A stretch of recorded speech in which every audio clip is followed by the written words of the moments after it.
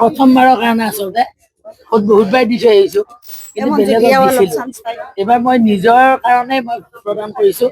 এইটো এটা মোৰ বৰ ঐতিহাসিক কাম, ভাল লাগিছে। এইটো এটা বেলেগ মুহূৰ্ত আৰু ক'ব গ'লে দিয়াজনে বুজি পাব। সেইটো আচলতে নিজক নিজে ভোট দিয়াটো মই নিজকে বহুত সৌভাগ্যশালী বুলি ভাবিছো। ভাৰতীয় জনতা পাৰ্টীয়ে মানে যিখিনি সন্মান দিলে আজি, সেই কাৰণে মই দলৰ ওচৰত চিৰকৃতজ্ঞ। আৰু আমাৰ ভাৰতীয় জনতা পাৰ্টীৰ ঊৰ্ধ্বতম নেতৃবৃন্দৰ ওচৰতো মই চিৰকৃতজ্ঞ।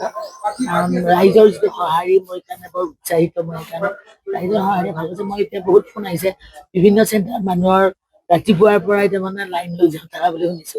নিশ্চয় মানুহে 100% ফুল কৰাৰ কাৰণে আমি আহ্বান জনাইছিলো, সেইখিনি হ'ব বুলি মোৰ বিশ্বাস আছে।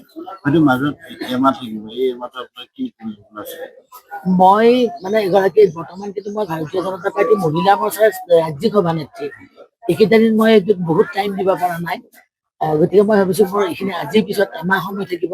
মই অকণমান মহিলা মৰ্চাৰ কামখিনিৰ কাৰণে মই ৰাজ্যিক অফিচত বহিব লাগিব। প্ৰতি জিলাবিলাকত কি কৰিছে খা খবৰ ল'ম, সাংঘাতিক ব্যক্তিগত।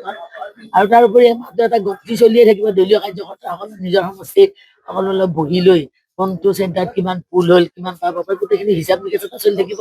4 তাৰিখলৈ সেই মুহূৰ্তলৈ তাতে ৰখি যাম। আৰু যিমান যি ক'লে মোৰ এইখিনিতে সমাপ্ত বুলি নাভাবোঁ। ভোটটোৰ কাৰণে যে ৰাইজৰ মাজত গৈছিলো এইকেইদিন, ইয়াৰ পিছতো মই মানে যিখিনি পাৰোঁ মানুহৰ তাত থাকিব চেষ্টা কৰিম। যিকোনো খবৰৰ বাবে যোগাযোগ কৰক আমাৰ এই নম্বৰত 9181 307 221।